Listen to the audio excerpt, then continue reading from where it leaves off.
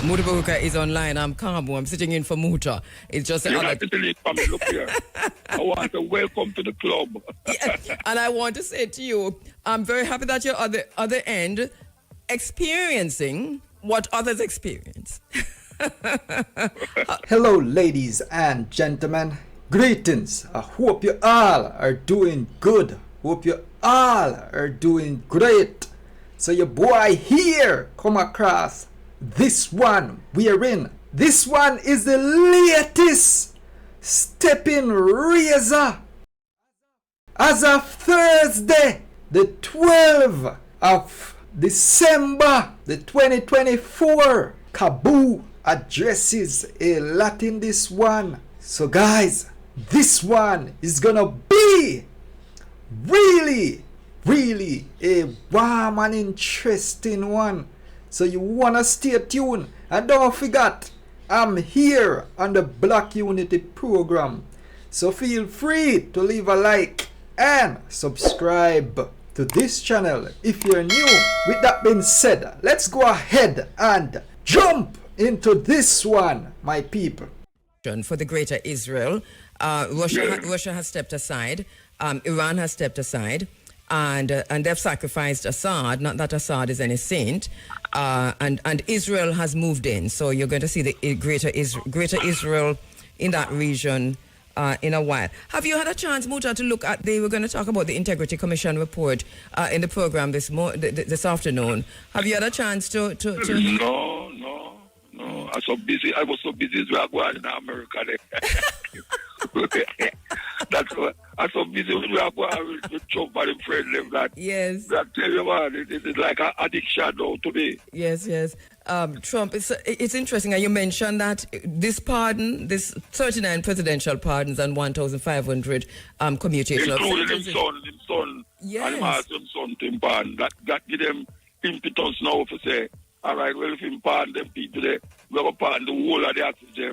According to them to the hostage. But have you heard what he said? Donald Trump, he said, I think it was earlier today, he actually said that, listen, January, it's going to be soon in January 20. He said January 21, 9 minutes into in presidential chair, he's going to initiate the pardon of the January 6th. He says 9 minutes into that. Yeah, and count them. And I'm also about bring up what's your name there? Where the lady that we go join what's your name again? Go join what? Liz Cheney daughter. Oh, Liz Cheney. Yes, she and oh gosh, I can't remember the woman name. Well, Hillary Clinton. Pelosi. Well, Hillary Clinton, Nancy Pelosi, Liz Cheney, Bill Clinton, Mr. Fauci. Remember Fauci?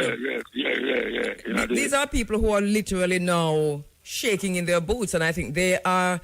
You hear Bill Clinton on the sideline already saying that he doesn't want to impact what Donald Trump is doing, but if Biden wants to talk to him, he'll have the conversation in terms of whether or not Biden should if him don't pardon Hillary Clinton. Yeah, they might pre-do the thing them now. Yes. Biden have pre-do the thing. But I say the problem with it, is that it's going to turn America upside down. A whole heap of the things them where I'm saying I'm going to do next month. As a whole heap of things that will happen separately and apart from. I don't think people are going to stand up and take it them here. But Biden do a lot of things too against the Republican. No, but even when him say, well, not him say it, but the man when I put in charge of the body and say, them are going to the hospital, them, the churches and the school, them, and take out non-immigrants. Okay, yes. And take them out. Yeah. I mean, that's crazy. One wonders, if this can really happen in the way that they're saying that they're planning to do it. I think it still has to be. It can't happen so, but right. They say, watch out, him named Donald Trump. And they tried it before by putting so many children in it can't happen on other people, Donald Trump, it will happen on that. Because him have the people criminal, him elected in part party. But they're not more criminal than what Biden did have in a theme party. Are the same criminal? All of them are criminal. No, I'm not the same criminal. Muta are the same criminals. No. Yes, Muta. They're no criminal. Who? Vice President. Well, Vice President will run. She'll not criminal. She'll never get charged. So saying that somebody worse than Hitler, it's the same thing. Yeah, but I know she first said, But she also said it. Yes, the people, the head soldier, them and the people, the military people, them. And they come out and start. She's certainly no saint. If you look at even her record as a prosecutor, and so you don't think they might behave like a fascist? The whole of them are behave like a fascist. No. Yes, they are. Yes, they are. Muta, who? The whole of them not behave like no fascist. Muta, who militarized Africa? Who militarized Africa? America and Russia. America under the Democrats. Yes. More than both sides do it, but the Democrats step it up more than anybody else. And that is just the bottom line. I mean, they're no better than the Republicans. Them just manage to sell it to the people as if they are, and it's a dangerous way for our people to see things, because when it comes to us as a people, whether we're in the Caribbean or continental Africa, their foreign policy remains the very same. For Africa, yes, but when I say not about an internal thing, no, When I talk about the foreign policy is no different from what Biden did that though. Right. But we don't know the foreign policy yet, but I assume that the same foreign policy he might have. But I know outside me I talk about inside America. Yes, but the visual and even the understanding when we get, yes, the people them were elect as this and that in a party. Mm-hmm. They are deemed to be, they are accused of, are them charged with including him. I know, it's criminal. Well, he definitely has been charged, tried, and found guilty, but others haven't been charged. There are investigations. No, they haven't been tried. Hillary Clinton, who ran for president, was just as criminal as Trump. If you want to look at it, Biden did the very same thing. The thing that Trump was charged for. I'm talking about the documents. And Muta, so we have to take the break. So I'm going to make you wrap up and then may have this conversation. But to safe journeys, safe travels. No, I'm not just coming in my room. He just coming in your room. All right, so you want me to take the break and come back? Yes. Okay, hold on. I told me just to watch. Well, no, we can't talk about it. Hold on. Brought to you by New Energy by Gatorade. Start at the top. Mutabaruka is online. I'm Kabu. I'm sitting in for Muta. It's just look here. I want to welcome to the club. Yeah, and I want to say to you, I'm very happy that you're at the other end experiencing what others experience. I want to tell you that you are experiencing what I experience every week. I know. Yes, I know. I know what I'm talking about. I do know what you're talking about. What an experience this is for us. I tell you.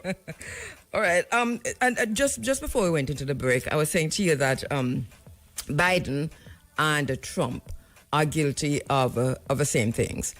In particular, the documents. So Biden had documents in his garage, on top of a car, in his house and all of it. And they didn't prosecute him for it. And Trump had the very same thing, but he was prosecuted for it. That is unfair on either side. No, if it's a crime, it's a crime. Kabu, you gotta leave out a very, very serious part of the thing, Which is? All right. When them ask Biden to paint him give them it freely, When them ask some faith, him never give it up. And him have things in there where him start to show people. You hear him. But if it is what is a crime? It's a crime to remove the documents? Because if my understanding, if there's a crime that these documents are not supposed to leave the security, the space of the White House. If that is a crime, then they're both guilty of the same crime, and then you take it as you go down the road. So, you know, and both are presidents, you know, both of them are. Along the road. Yes, I know. Him hold on until, and him try to get rid of them too. Him try to get rid of some of them. Like Hillary Clinton destroy her. No, we're not talking about Hillary Clinton. We're talking about the two men. Them. No, I know we're talking about the two men, but I'm saying that, you know, the Department of Justice has been weaponized again. I'm not.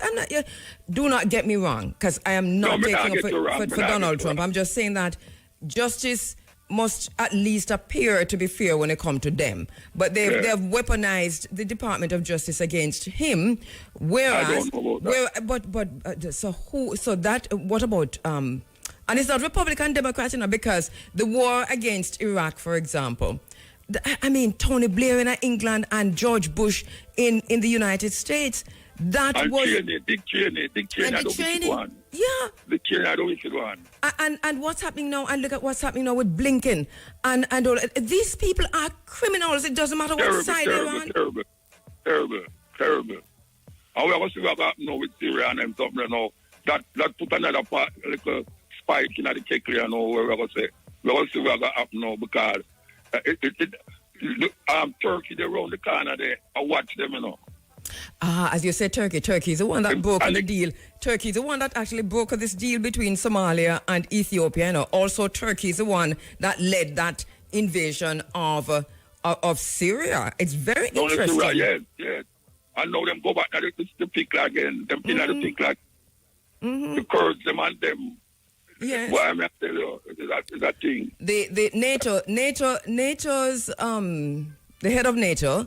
I was just seeing it as I was coming in, is warning that we should be getting now into war mode. People are not to sit on their laurels because World War III is already happening. And so that we're supposed to be thinking within the context of war as opposed to peacetime. This is no longer peacetime. It's interesting. Very interesting. And I want to tell those people that we have been on the brink of World War, of Jamaican War, long time with these politicians out there, so you know, because they might get them don't realize that only about the problem with them youth, they will go on them, you know, that and they might get to use them in them terrible position there, you know. Yes. I don't like true. The parents now look at it's people are all right. We have to say parents now deal with them business, you know, but it's the society it's okay for the parents them to deal with something, food, clothes and shelter. And send them to go to school. Them unsought, you know. It's structural. I agree with you, Muta. I agree with you. It is structural violence. And structural violence, you have violence in the healthcare system. Don't try to be sick. You cannot afford to be sick and you cannot afford to die because you cannot pay for it. So it's structural violence against the people. Structural violence in the education system where the classroom is now a war zone. And we are seeing now where so many... You can't believe that, Rasta. I mean, I think the big have a gun, a 7-year-old youth have a big gun at carry that school.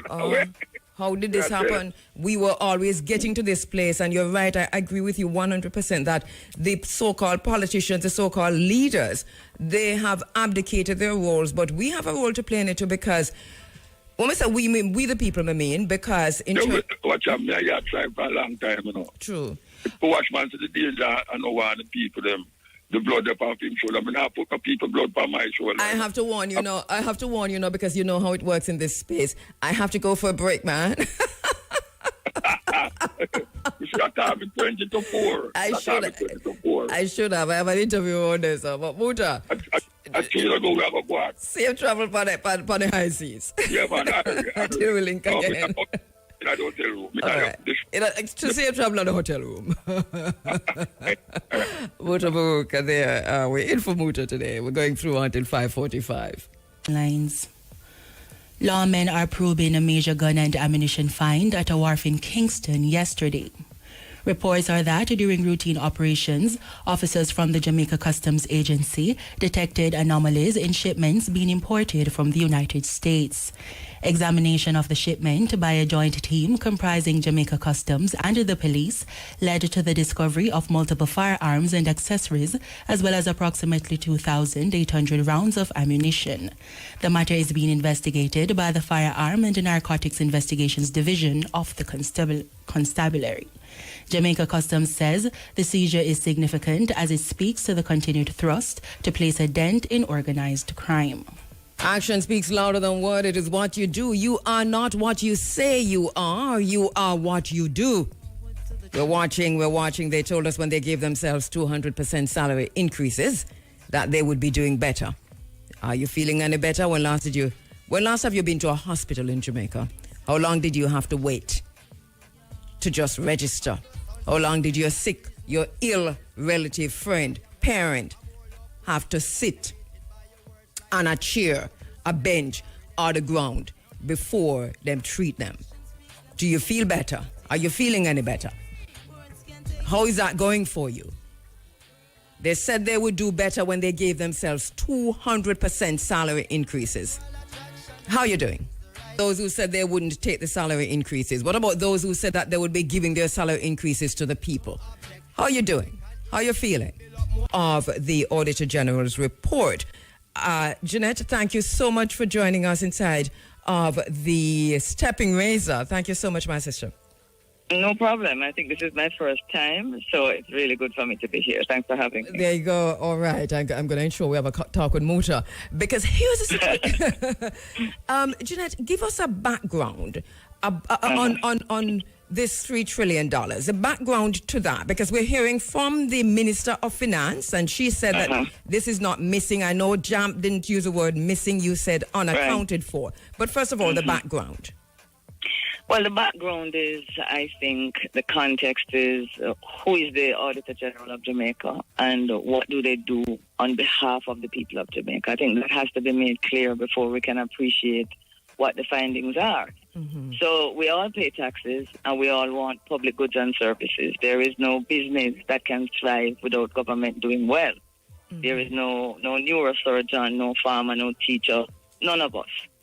So the Auditor General steps in after the government has, spent the money that the Parliament, let me back up, the Parliament of Jamaica, Kabu, does two things in the context of this conversation. They approve the budget that the different ministries and public bodies recommend and say, we're looking 12 months ahead. What do Jamaicans need for the next 12 months that the government needs to provide? Yes. The only reason a government exists is to do what? To attend to the needs of the society, to serve us. So at the end of March 30, 31, 31st of March every year, there's a budget passed, and in that book are all the spending that need to take place everywhere in government for you and I and everybody listening. Now, naturally, just like it is in the private sector, and anybody here who have a big business to a small business, if somebody is spending your money, Kabu, don't you have to get a report at the end of that year to tell you what the manager has done with it and that all is well? And that in the spending of the money, the manager has also followed all the tax laws and all the financial laws of Jamaica. That's unreasonable? Very reasonable. So same way as so, no matter how small the business or big the business, is no different for the government of Jamaica. Why? Because the government is not spending their money. They are spending our money. And so we have an auditor that the government, the Parliament of Jamaica created long before we ever had independence. This Auditor General has existed, over 100 years. And what they do is they check the financial reports that every entity comes and says, this is what I spent last year. She looks in the budget to see, is that how much you were to spend? Did you go over? Do I have the receipts, you could call it, for everything you spent? Can I check and see what you bought and where they are? And then once everything is okay, Kabu, what do you think she do? She goes back to the same Parliament that approved the budget. She gives that ministry the thumbs up and say, all is well. But if all is not well, if we buy computer and car and she can't find them, or she can't get the reports so that she can check to see what happened with her money, she has to tell the Parliament of Jamaica that she can't even get those financial records in order to be assured that our money has been spent well and within the law. So that's what discussion is about. All right. Are the ministries of government providing the government auditor, the people auditor, with financial reports so that she can tell you if things are missing or if things have gone well? So Kabu, in short, if you don't give her those records, she can't tell if things are right or wrong.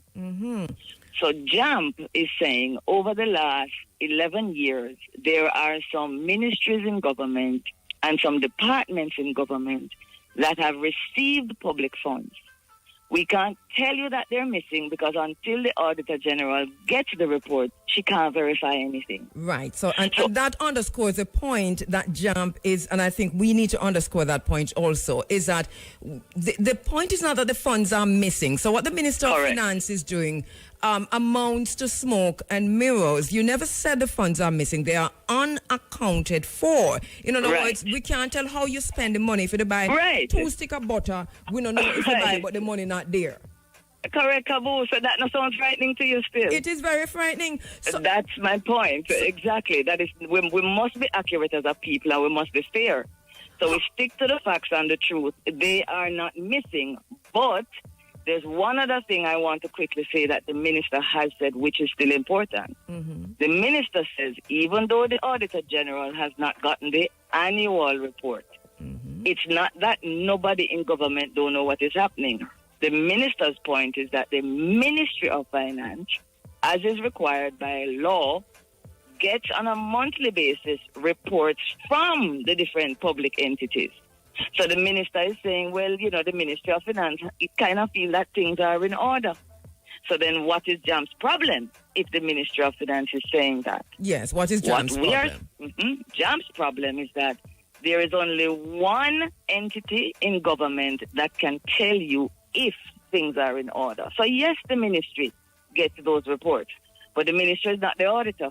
The Ministry of Finance doesn't perform the task of what, for example, I just described to you, where if we spend $15 million buying computers, the ministry doesn't go and check to see where are those computers, are they in operation, or are they sitting down in a warehouse for 2 years, which is an example, a literal example, Kabu, of the things that the Auditor General has found. The ministry doesn't do that. That's not the ministry's job. So then it doesn't. So the fact that the minister gets a report, the minister is not the one doing the checks and balances. You get the report and the report going to a file and it gone. You said that's what you spend. The ministry takes you at your word. Who is responsible for now ensuring that report, what is in that report, is what actually happened?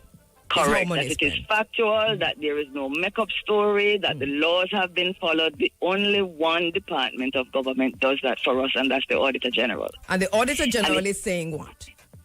And the Auditor General is saying, if you have not given me, for example, if the Ministry of Education for 9 years has $902 billion have been allocated, and you haven't come for 9 years and handed over to me your financial report so I can double check and tell Parliament and the people everything is okay, then all is not in order. And I cannot give the people the reassurance that all that has happened in the Ministry of Education for 9 years, I cannot tell them that all is well. Which ministries are we talking about here, and how much unaccounted for in those ministries?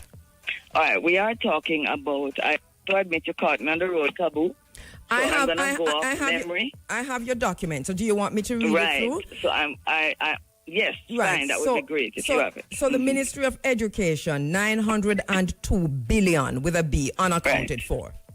The Ministry of Health, $695 billion, unaccounted for. The Ministry of Labor and Social Security, $53.4 billion, unaccounted for. Can you stick a pin right there for me, Kabu? Yes. Because I want to make a very important point. Those three ministries, and you're reading out the three that, are very significant, outstanding in terms of years of waiting.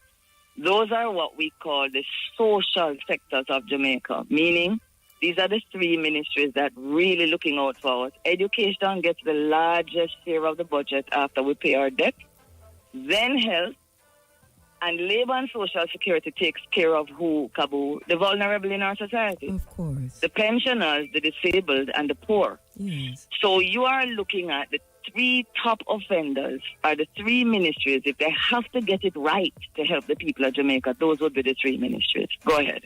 And yet, unaccounted for. I know we're coming up on a break, and it's going to be a longish break, but I'm going to ask you either to hold or to hang up and we'll come back. It's a little longish break. But let me go through. All right. So, the Ministry of Finance, $111.3 billion unaccounted for. The Office of the Prime Minister, $12.02 billion unaccounted for. The Parliament, $6 billion. The Forestry Department, $8.6 billion. The Jamaica Constabulary Force, $152 billion. The Department of Correctional Services, $36.9 billion. And the municipal corporations, $10 billion. It's frightening, Jeanette. I agree with you. And what is also, I know you're running to the break, but I'll leave your listeners with this. What is even more frightening is that every single year, the Auditor General has told our parliamentarians what you just heard as frightening. We expect our parliamentarians on both sides of the fence to be frightened enough to do their job. This has continued to happen to a large extent because the Parliament of Jamaica is not properly monitoring government and not holding government to account. And that is also frightening. Let us leave it there. We have a longish break. I'm not quite sure what our producer told you to do. But if you can do, it's going to be about 8 minutes or so, or you can hang up. They can call me back. All right, so we'll call you back. Thank you so much. Thanks much. Continue our discussion with the founder, executive director of the Jamaica Accountability Meter Portal, Jeanette Calder. Interesting information coming out. And Jeanette, just the responses so far from listeners. I mean, my phone is literally blowing up because people are beginning to understand. Yeah, people are beginning to understand. One of the questions coming in, though, before we continue the conversation is, what's the difference then between unaccounted for and missing? All right, I'm going to give you a very practical example, Kabu, because one of the things I had mentioned in passing is that when government receives the money, they have to buy assets, things to make them function. And there are rules in government, as you would imagine, that you have to record when you bought it, what the value was, and who you assign it to. Yes. Kabu, you ever walk into government and see what look like graffiti on everything? What do the desk and chair and numbers? Yes. You ever noticed it? Yes, of course. Right. That is how the Auditor General checks them. I don't like it. It looks like graffiti. But what they are ensuring is that whatever is bought can be traced. Yeah.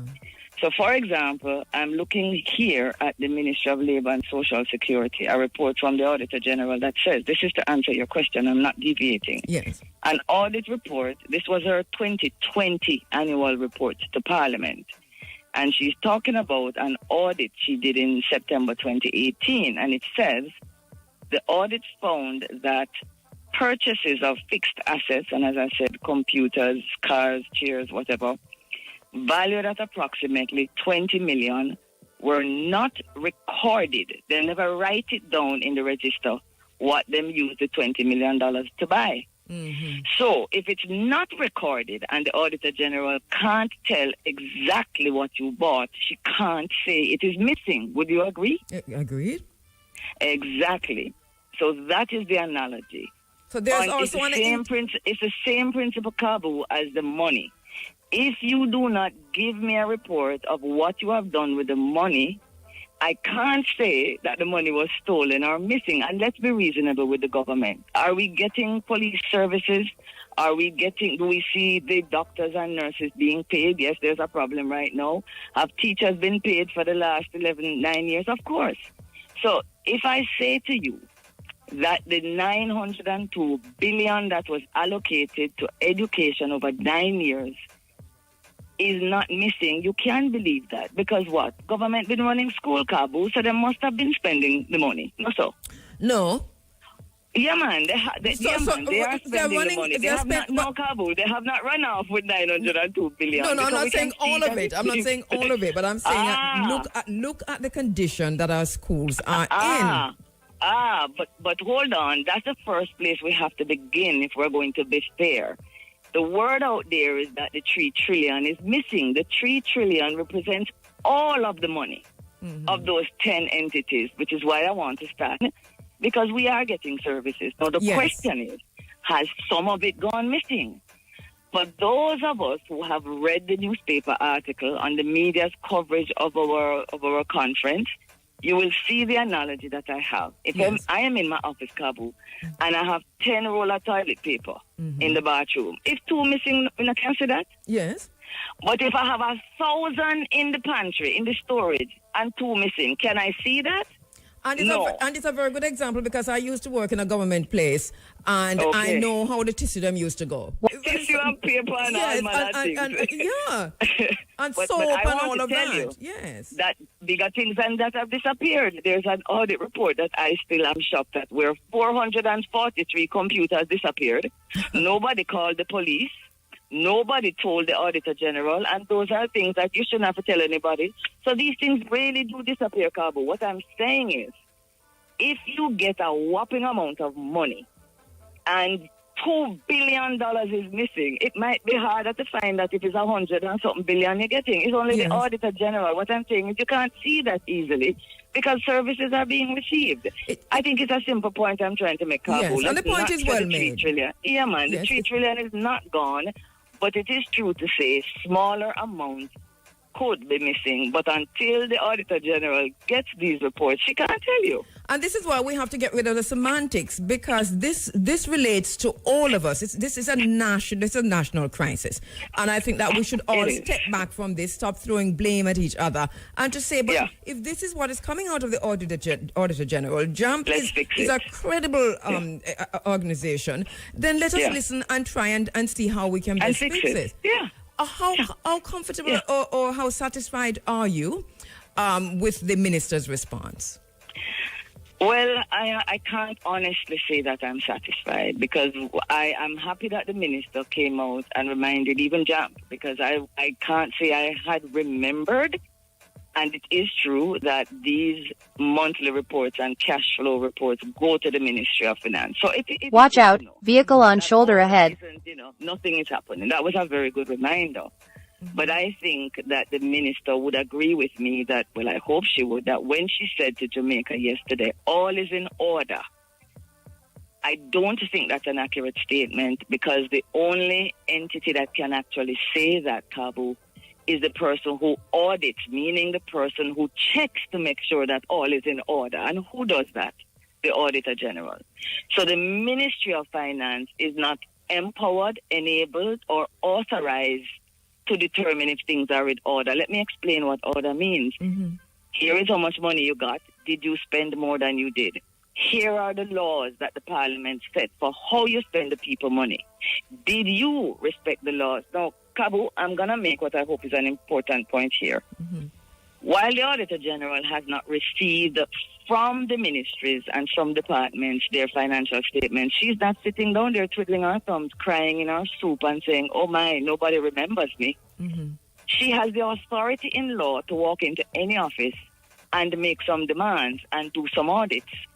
So even while over the last 11 years, she's not getting what we call the official financial records for a year, she's auditing. Now, I'm going to share with you, using one ministry, in the interest of time, some of the findings that she has brought back to the Parliament to demonstrate why I say the minister's statement that all is in order is really, not accurate. Let me just give you 5 examples. Using the Ministry of Labour and Social Security, just one example per year going back 5 years. We'll take a minute. Go ahead.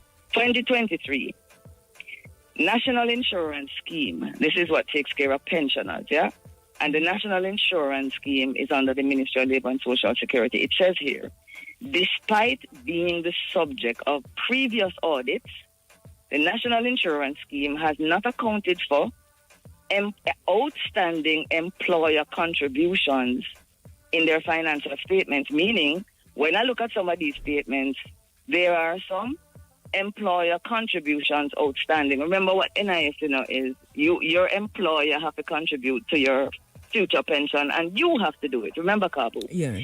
So if the NIS has to get from every employee and the employer the Auditor General is saying, but I am not seeing where there are collections here from the employer's contributions. What is the value that she can't find? $6 billion. Hold on to that for a second. And that should be of concern for people who want pension and might not be able to get it because the contributions weren't turned over. I said to myself, what else is happening in the ministry? Here is another example. Despite previous audit reports, it says again here, the ministry operated contrary to government guidelines when it exceeded the budget called Object 21. Kabu, you know what Object 21 in budget language is? What is it? Salaries at the Ministry of Labour. Now, hear me at some point in time. If you give a ministry 100 million, they will come back and say, boy, I'm only spend 100 million in our parliament. But the Ministry of Finance realized that they will take some money, maybe from rent if they save it, or some other project that never happened, and add it to salaries. You follow me? I'm following you closely. We have a little problem here. Let me just, and it's some matters we have to do in-house, which is to take another break. And it is no, that's all right, man. And it is a longish break again. All right. So my apologies. By the side of the road, and I'll wait for you. All right, please. Thank you so much. Thank you so much. All righty.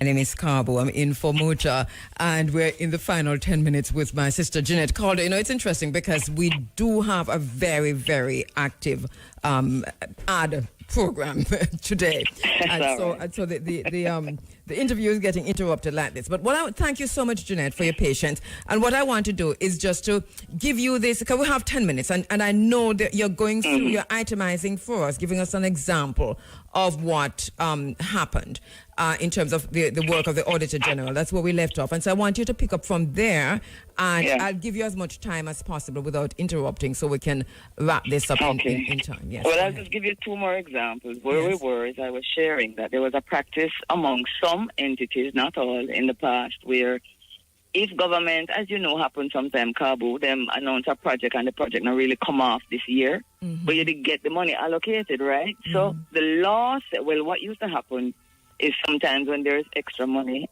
the permanent secretaries might move funds from one area of the budget and put it to salaries, give people more pay. The ministry said, no, you can't do that. That's not what we approved. So the ministry put it in the law or in the regulations that if you are going to move money from one part of your budget, let's say to a project, to go pay people more salary, you cannot do it without the Minister of Finance's approval. So here we have an example where in Ministry of Labour and Social Security, the Auditor General is saying that despite previous audit reports, what she's saying there is, I've been saying this and talking about this ministry for a while now, they are saying that there are 19 occasions when the ministry exceeded its budget on salaries because it moved money, 75 million, from one area of the budget into salary. That is not allowed. Okay. So I'll give you one last example. I can put my hands on it because I find this one to be interesting, but it basically is tied into, for example, what we were talking about before. Let us say there's a project that government announced. Here it is. In 2019, not so long ago. This is just an example. She has here in a previous audit report, PATH. Every Jamaican listening know about PATH and how it's important. Right, Kabu? True. PATH was advised that at the end of all the projects, any unspent money has to go back to what? What you call it, the government bank account. You can't keep it, Kabu, and say, boy, we're going to spend it next year on the same path. No. The Ministry of Finance and the law say, whatever left over in this financial year, you have to give it back. Tell us you need it, and the ministry will give it back to you. Well, what the Auditor General said here is in December 2019, PATH did not surrender 172 million that was not spent on the social protection project as required by law. So I'll go and close off this part by saying, Kabu, the last time I checked, all of the taximen I listen to you, if them not follow the road traffic act, what happened to them? Exactly. There are consequences for action. There are consequences for action. Absolutely. And we're talking here about laws that are being broken, and these laws are put in place, Kabu, to protect our assets, to protect our money in order to protect our future. What So does... that is why I'm not totally satisfied with what was said at the post-cabinet press briefing. Okay, all right. So what is JAMP asking for now? What would you like to see going Well, forward? we know that what we are sharing with the public is not new. These reports are required to go to the parliament, and they go there. The committee that is responsible, Kabu, you see it in the news all the time. Your listeners have heard of the Public Accounts Committee. This is PNP, JLP, both sides of the house, sitting down and reviewing these reports, supposed to hold them to account. It's clearly not happening. So JAMP has started, send a letter to your Parliament and MP campaign. And there's an ad in the newspaper, section A, where you can see where to go. But just so that you know, you go to our website, www.jampja.org. Yes. Go to what we do. You will see citizens campaign. You will find it after that. And what is that asking? It is saying to the people whose salaries we doubled last year, don't forget that, Kabu, that it is their job to hold government to account. So we want three things. Tell us how this happened and continued for 11 years when we are paying you to deal with it. Tell us, Parliament, how you are going to hold government to account. And we don't want announcements. We want a plan of action with timelines so the people can follow it and track it. And last, Kabu, we want to know how you're going to hold the public officials to account that are responsible for this, what I consider to be a betrayal of the people's trust. Three things. So everyone who's listening now, wondering what can I do, outraged about this, concerned about this, you can get actively involved in impacting the situation, changing it for the better, which is to say, go to the JAMP website, which is www.jampja.org. Yes, and then what again? Repeat for me, please, Jeanette. Then you go to, at the menu, it says, what do we do? Because what we're doing is we're getting in touch with Parliament. So go to what do we do? When you touch that, you see a drop down, you see citizens campaigns. Click the first one you see, and you will know what to do from there.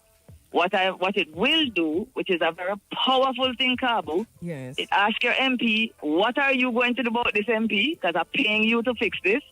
But once you do that, whether or not your MP pay you any mind, a copy of your letter goes to the Parliament on the record, so the Parliament can see how many Jamaicans are saying this cannot continue. Okay. All right, so I'm on it now, Jeanette, and I'm going down the page. Why am I not seeing Citizens Campaign? Did you go to what do we do? What do we do? I click on that, and then says drop down? It says JAMP accountability meter, put JAMP at work, that, and then monitoring tools, national budget tool. No man, Kabu. When you go to the website, there's a menu at the top. Who we are, what we do. Click on what we do. Yes. All right. Okay. Yeah. So click on what we do. Yeah, that link is there. And when that drops down, just look down. You're going to Citizens Campaign. All right. So there you go. This is basically what we need to do from now. Because we can talk about this, we can be outraged, we can talk about in the taxes on the road, but what do we do? How do we make a difference? Let me close with this, Kabu. Yes. They work for us. When you vote for an MP, it's a work. When they knock on your gate, it's a job they're asking for. They work for you. So when your employees haven't done their job, you don't have to get in touch with them. That's right. So if we don't start talking to the Parliament directly, then we are part of the problem, which is why I think this letter is a powerful. The employers, which we are, standing up and saying to the employees, do your job. All right. That is it. Thank you so much, Jeanette. It was a pleasure. I hope that helped to clear things up today. Very much so. Big help. Thank you so much. All right. So that's Jeanette Calder, the Ratigan attorney at law and a former FBI agent, a premier high-achieving and experienced former federal law enforcement manager, and hardly need any more introduction. He is well known in the space and in Jamaica. Mr. Wilfred Ratigan, thank you so much for joining us inside of the Stepping Razor. Again, welcome. Not a problem. Glad to be here. Always a pleasure. Good to have you. So here we are again. We have to put things in context. I know why you laugh. We have to put things in context. Or should I read this now? Vivian, your friend just walked in, so I have to and handed me something. Should I read this now? Oh, okay. So last time we spoke, it was about the Integrity Commission report. We both had gone through it with a fine-tooth comb, and people might be confused as to whether or not this is a separate integrity report or it's an addendum to the first one that come out. But basically what we have here is the Integrity Commission once again putting out a report suggesting impropriety on the part of company or companies related to the Prime Minister, right? Mm-hmm. Is this a separate report? Is this a whole different separate thing? Yes, it's something completely separate. This one, the first one had to do with is statutory declaration. And by the way, good afternoon to your listening audience and your staff, and to you. Yes, so the first one had to do with the statutory declaration. This one had to do with somebody making a complaint or snitching to the Integrity Commission, saying that the Prime Minister owned a piece of property and that construction was being carried out not in compliance with permits issued by KSAMC, and that blueprints were sent to the KSAMC office. One set of blueprints, and then another set was given to the contractor. That was the basis of the investigation. So it's two separate investigations. Two separate investigations. Yes. You have gone through this second report. Yes. What is the Integrity Commission saying in a process? Summarize for us. What is the Integrity Commission? What the Integrity Commission is saying, and they didn't go far enough, I might add. Yes. What they're saying is that that permits were issued for the building of apartments or townhomes, 2 bedrooms, four townhomes in 2 buildings, and each townhome was supposed to have 2 bedrooms. And when the Integrity Commission did a check, they found that each apartment had 4 bedrooms, which was in violation of the permits issued. And they interviewed the contractor. They interviewed 2 of the 3 directors. One of whom is the Prime Minister's sister. The other is his partner, his business partner. His son is also interestingly, he's also a partner in that company called Estate Bridge, but they didn't interview him. So what they did at the very end, they said, listen, there was a clear violation here. There was a willful violation. There was an intentional violation. And so what their recommendation was to the KSAMC to take action, and also to the Prime Minister to assist with the enactment of legislation to tighten up the laws governing permits, and also to increase penalties for people who willfully violate. This had nothing to do with if you're the Prime Minister come up and jump up like Bunny Rabbit and say, "Oh, I'm being targeted." Kabu, that's nonsense. Well, let us talk about that, because we have to take everything into consideration. So the Prime Minister, on the back of this report coming out from the Integrity Commission, has said this feels as if I'm being targeted. A lot of people can identify with that, because we just had one that, we spent so much time on and then just dropped it. But here we are again with another one. So the Prime Minister saying that he's been targeted. Is there any basis on which a Prime Minister can say, as far as you have seen going through the report as an attorney at law, former FBI agent, is there any basis for the response of the Prime Minister to the report that he, the Prime Minister, is being targeted? Just one thing he didn't say, Kabu, he didn't say unfairly targeted. There's nothing wrong with targeting someone if there's evidence to believe that the person is involved in some prohibited or unlawful activity. There's nothing wrong with that. Are you saying that the Integrity Commission, I know you can't speak for them, but from reading the report, are you suggesting that probably they think the Prime Minister is involved in prohibitive activities? No, the basis of the complaint upon which they acted was that he was involved, right? Okay. So they got that, saying that property that he owned, construction was going on in violation of issued permits. So they have to look into it. Are you But they also didn't- saying that there is no basis for the Prime Minister's response that I'm being targeted? And I'll tell you why. Yes. I'll tell you why. Because at the time that the permits were issued, and I stand 100% behind this statement I'm making now, at the time the permits were issued and at the time the construction began, the Prime Minister had a business interest in Estate Bridge. Okay, when from your investigations, sorry, say that again? Through his company called Imperium, which he's the only person in that company. All right, so Imperium came up before. Okay, so break that down for us. When were the permits issued? I'll give me 1 second here because I have the report in front of me. Okay. The Prime Minister, right, here's what happened. The Prime Minister had a company called ADMAT, and I'll just breeze through it. He had a company called ADMAT in St. Lucia. We won't go into the reasons why he dissolved that company, but it was dissolved, and then he brought it, he took all the assets of ADMAT and he put it into a company called Imperium. Now, keep in mind that ADMAT owned a property in Jamaica, and all of that went into the company called Imperium.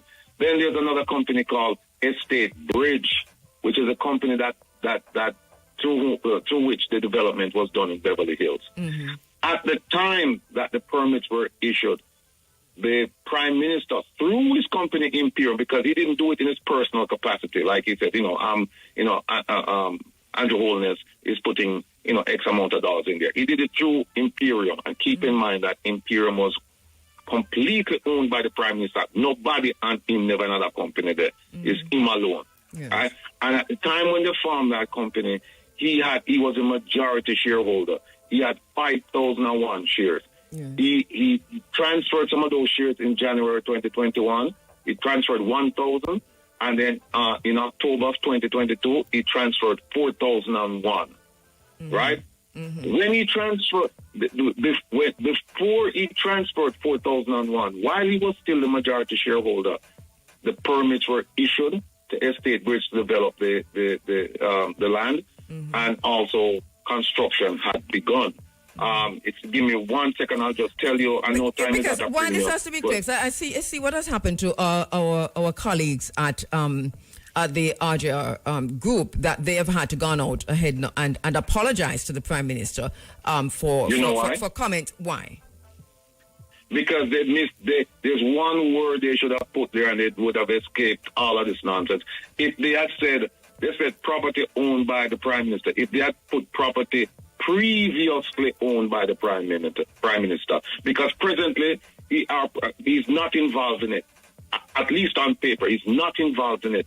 So when the Prime Minister said, "Look, I'm not a director, I'm not an owner," when he's saying that now, he's absolutely correct.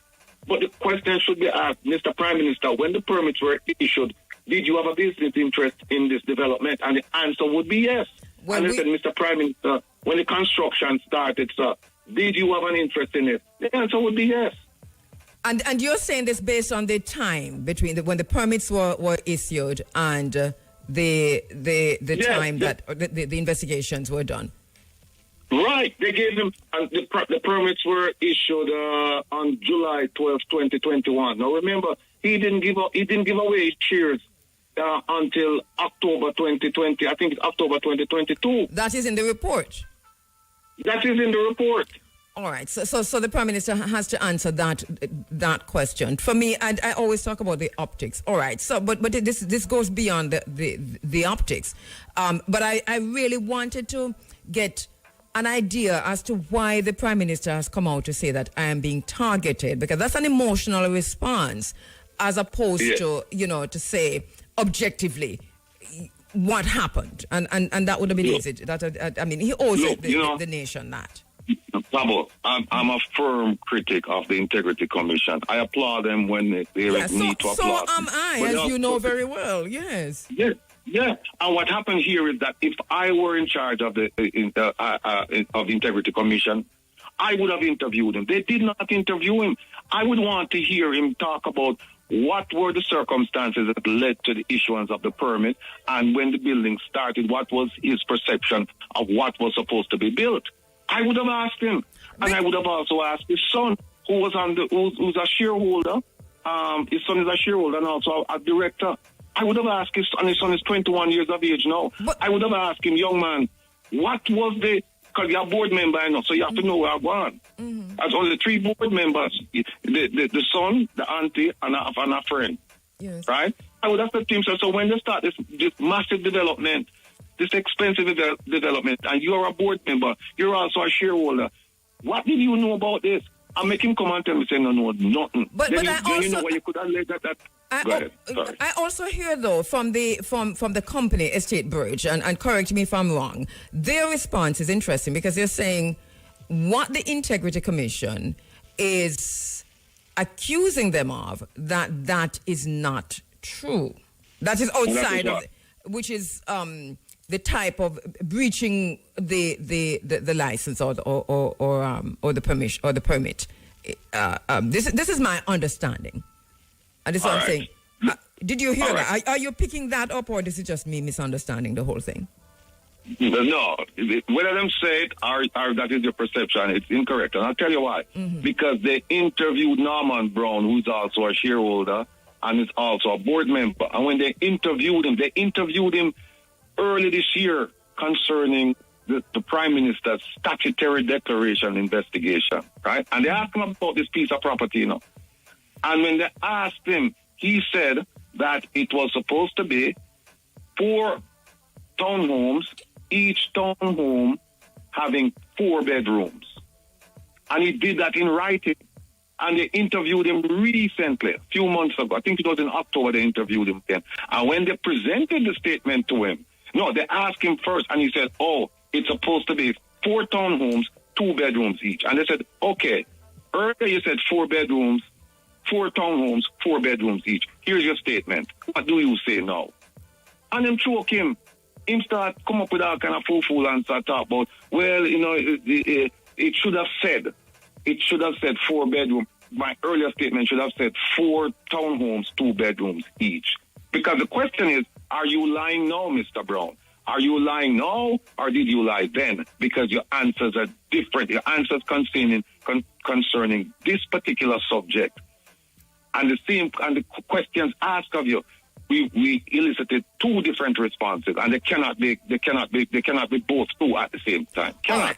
Okay, so with the limited time we have, so putting on your attorney at law hat, your FBI agent hat,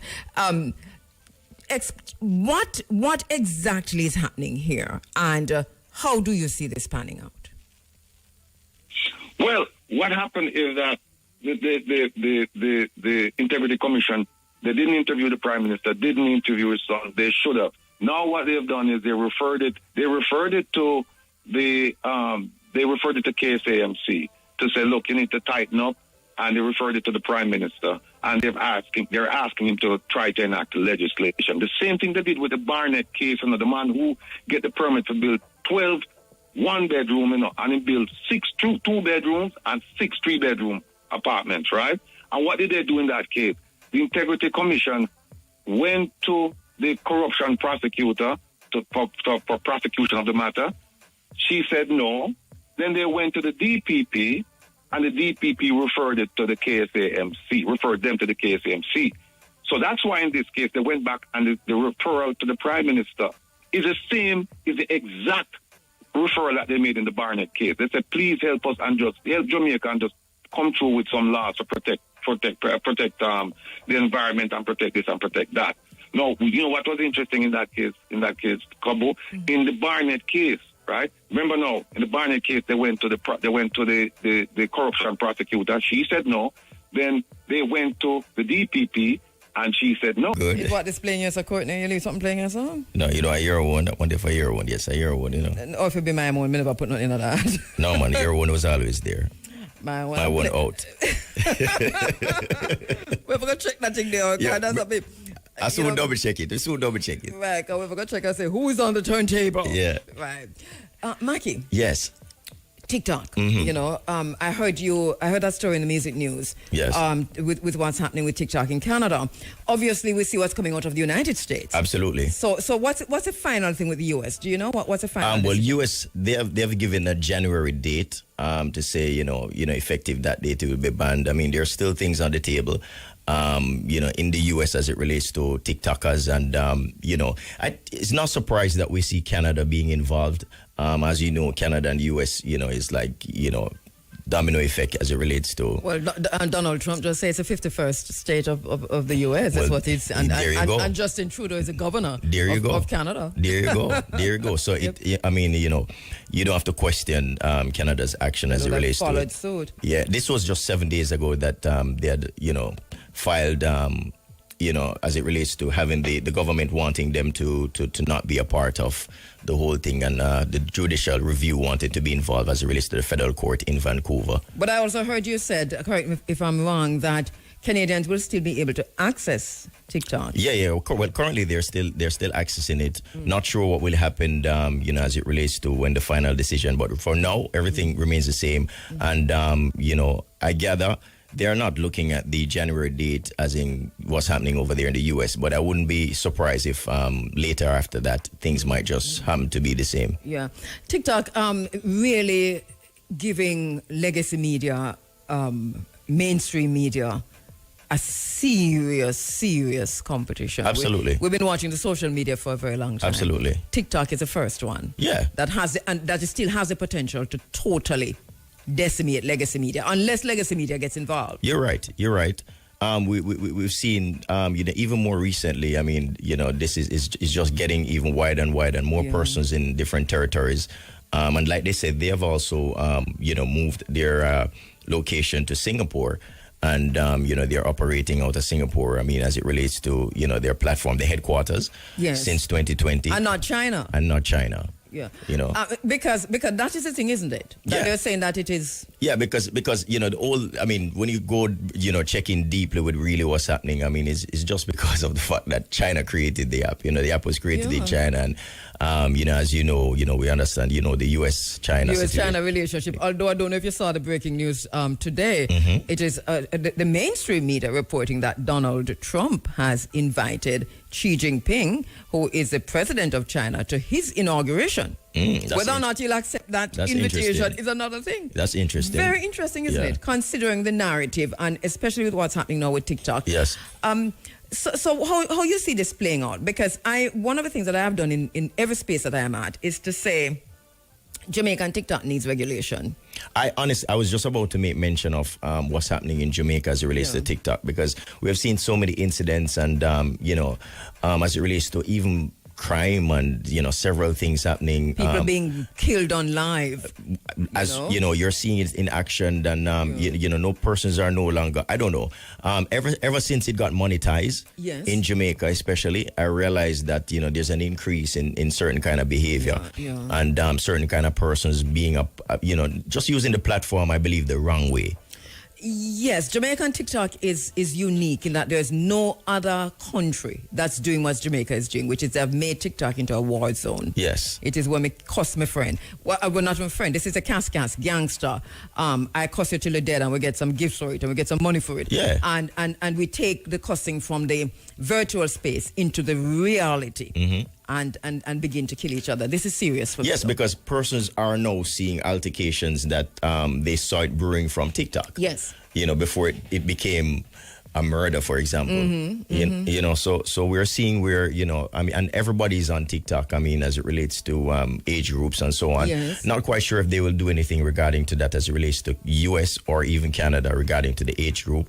I know, this is a situation. Well, Australia has done something. Australia has recently done something as it relates to, social media by extension in general. And I thought that was a good move. Very good move. Yeah. I'm wondering if we can take such a stringent step, but I think we need to do exactly what Australia has done in our spaces. I was talking to Dutty Berry last night about this very same thing, and he also agrees that he's a YouTuber and TikToker from the very longest time, right? Because we have a national crisis, wouldn't you say, with TikTok?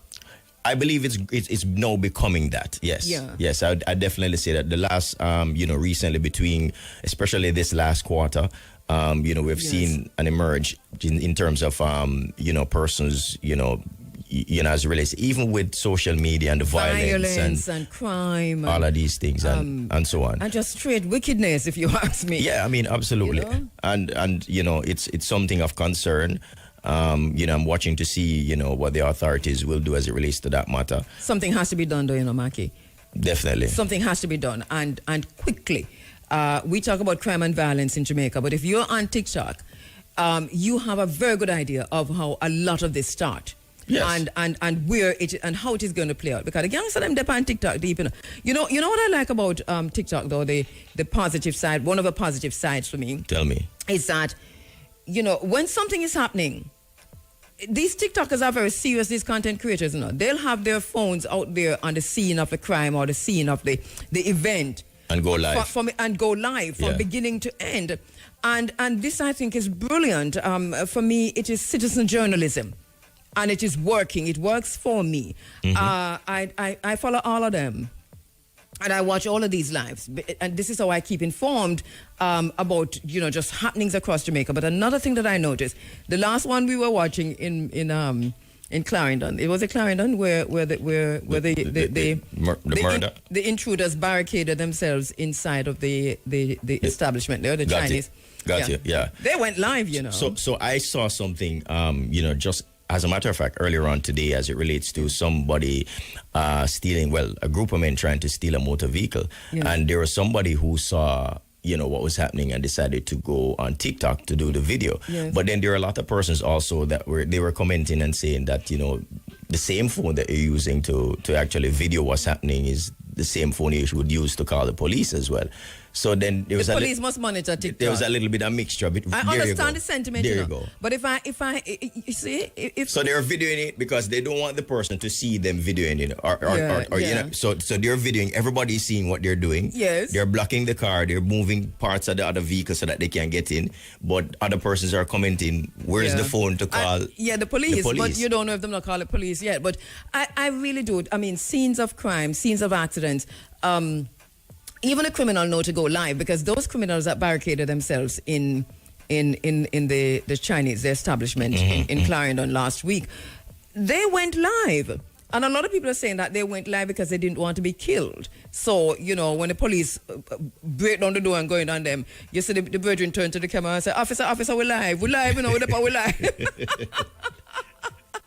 To me, all of that is interesting, right? You see, what happened now is that even an altercation right now, a simple one. I mean, even as it relates to even being out in the streets and being approached by a police officer, everybody goes live on TikTok. I mean, that seems to be the new thing to do right now as it relates to. It works for me, that works for me. Yeah, well, it's for most cases, because I honestly don't necessarily like the how they are being approached, being videoed, and so oftentimes it gets a little bit offensive from both parties. And so there's a balance to it in that, and we spoke about that, where there's a negative side to this, but there's also positivity when it comes to citizen journalism. Yes, absolutely. They are the ones out there with their phones. They're the ones who are in the communities. They're the ones who can bring you the information immediately. And sometimes, we usually say we have to verify, but they're right on the scene. Yeah. And the pictures are coming to you live, and they're doing their commentary to absolutely. in between. Yeah, absolutely. So there's only one thing to it. I mean, persons tend to usually want to, so you don't get the starting of what really started the whole thing, but you'll get during. Yes. So oftentimes that's the only situation where. The other day I watched a press conference with the Prime Minister, right? Giving the press conference in the rain, and I was watching some random person TikTok live and he wasn't even. It's not like him a credited journalist, and him saying, Prime Minister, talk louder, man. We not hear the people on the live now hear you. But I was watching him too. Yeah. To hear exactly what the Prime Minister was saying. I was good with it. Yeah. You know? I mean, listen, we're just in this time right now that, we have these different platforms, and if we want to be up to par, persons are watching stage shows on TikTok now. Yeah, man. Persons are just... So it has good and it's good and it's bad. And we need to regulate it in Jamaica. Absolutely. Regulate it. And where things are right now as it relates to the crime and the violence, we need to jump and rectify that situation. I agree with you 100%. Thank you as usual, Makika. You can see now it is 4:59 and it is time for the top draw dollars, pick 2, pick 3, pick 4, hard pick, and cash pot draws. Oops. That's loud. Coming up right now. Is there something that you're handing? That's you, right? Totally not me. All right, 4:59. We're standing by for the cash. What's happening here? Goodness gracious me. So it's not you? I don't have any idea what that is. I'm just having a conversation. We're ad-libbing right into now. That Agenda 2030. You will own nothing. You will want nothing. You will be in charge of nothing. And you will feel happy. So my people, this one was indeed a warm and interesting one. And also educational. So feel free to leave an honest comment down in the comment section. And also on own opinion. And on don't know say me day upon the Black Unity program. So feel free to leave a like and subscribe to this channel if you're new. Bless up, big up to each and every one. Up until then, peace out, adios.